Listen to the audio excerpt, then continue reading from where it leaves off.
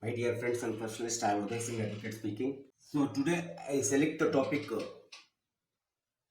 in the Directive Principles of State Policies of the Indian Constitution. The previous class I explained regarding the Gandhian principles. Now I would like to explain regarding the socialistic principles of the Directive Principles of State Policies.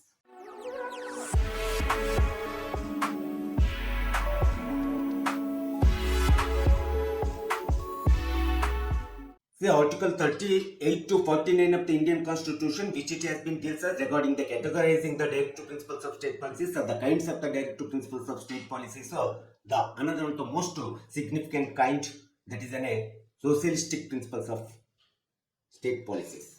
It is a duty of the state government. It is a duty of the state.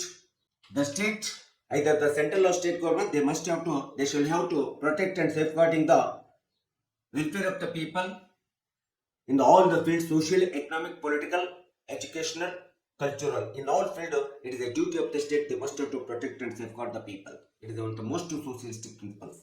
Then second one is in our Indian Constitution, directive principles of state policies, it has been directed to the both the central and state government and all the people of the democratic statehood. You must have to equal pay for the equal work, equal pay for the equal work, especially for the providing the wages to the labor class or providing wages to the poor people. It is also one of the most essential socialistic principles. Then adequate means of the livelihood.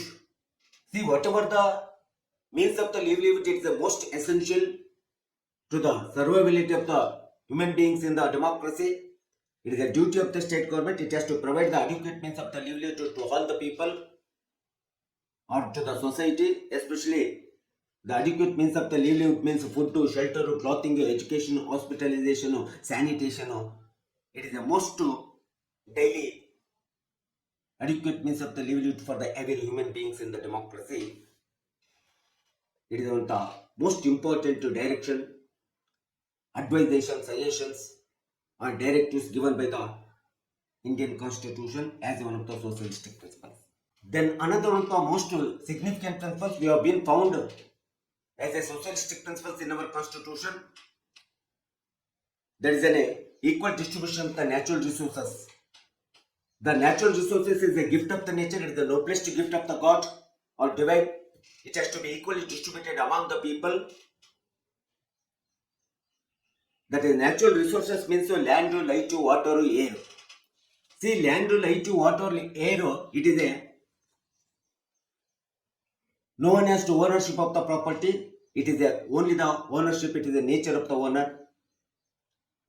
It is a noblest gift of the nature, noblest gift of the God. It has to be equally distributed among the people or in the society or in the state. It is on the moral, ethical direction, socialistic principles direction. It has been incurred or given by the Indian Constitution, both the central and state government. It is their duty. Then another most essential directive principles, socialistic principles, we have been found in our constitution, that is an equal distribution of the national wealth. See, national wealth means national financial exchequer or national budget or national purse. See, national wealth or the national exchequer, national finance or economy of the nation, wealth of the nation, it should be equally distributed among the people. When it has been equal distributed among the citizens of the people, in the democracy, then we can maintain the equality in the state or in the society. It is a most helpful, useful for the eradication, elimination of the gulf between the rich and poor people. Because national wealth, it is a wealth of the nation. It is an asset of the nation. It should not be utilized only in the hands of the few percent of the only rich or elite people. It must be equally distributed among the people. It is the most important directives given by the Indian Constitution in our directive principles of state policies as one of the socialistic principles. Even the factors of the production, what we call the land, labor, capital and organization. See, land, labor, capital and organization, these are the whatever you have to go to the product, make the product, produce the product, whatever product it may be there, either agricultural, whatever product it may be there. See, these are the basic elements of the practice of the production. The land, labor, capital and organization also equally distributed among the people in the democracy. Then only enhancement of the state, development of the state. We have to protect the state, protect the people, welfare of the people. It is also one of the directives given by the Indian Constitution in our socialistic principles. Then another one of the most important socialistic principles we have been found in our Indian Constitution, that the protection of the health and strength of the worker. See, it is a duty of the state government or the central government. Totally, the state shall have to protect the health and strength of the labor class workers. Labor class or working class, working organized people. We must to protect them. It is a duty of it shall be the duty of the government and the public. We must have to protect and safeguard the health of the every poor and labor class people. It is one of the directives given by the Indian Constitution. At the same time, it is a essential duty of the state and as well as the people. We must have to protect the position of the woman and child against the exploitation. Nowadays, even technological modernization of the world, lot of exploitation we are doing towards the children, towards the woman, position of the woman. We are degrading the position of the woman. It has to protect it. It is the most important, essential for the enhancement of the nation, development of the nation, upliftment of the nation, and empowerment of the position of the woman as well as the child. So it is one of the most essential socialistic elements, factor, feature which it has been included in our constitution as a directive principles of state policies. Then seeks to ensure the right to work. The seek to ensure the right to work is one of the most important fundamental rights which it has been granted by the Indian Constitution.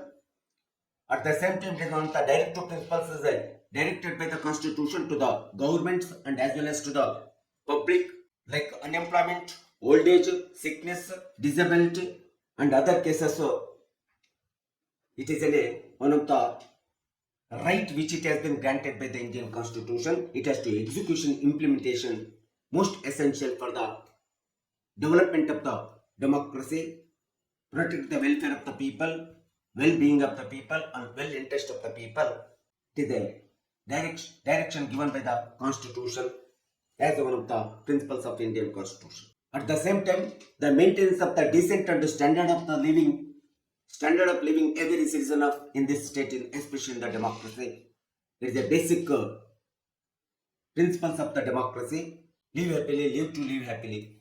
It is one of the most essential. Everyone has to live the happiest life. It is the happiest life in the field of the regarding their life, standard of life, decency and standard of life. It is the most important direction given by the Indian Constitution. So last but not least to socialistic principles in a directive by the Indian Constitution, the Constitution Article 38 to 49, the special care for the socially, economically, politically, educationally, culturally backward people or weaker sections of the society, downtrodden people of the society, deteriorate people of the society, especially for the scheduled castes and scheduled tribes. You have to protect them, you have to safeguard them, you have to take special care in all the fields to them. It is one of the most moral, ethical, socialistic, logical, legitimate principles. It is directed by the Indian Constitution. So, these are the socialistic principles. It is one of the second categorized kinds or types of the socialistic principles. What it has been included in the Indian Constitution as per the Constitution Article 38 to 49. So it is a most significant principles. So I would like to conclude my core video. Please, if you are interested, if you are new to my channel, please share me, like me, comment me, and don't miss to subscribe my channel. I will conclude my explanation today's. So I will come to the another video before you. Thank you for coming down.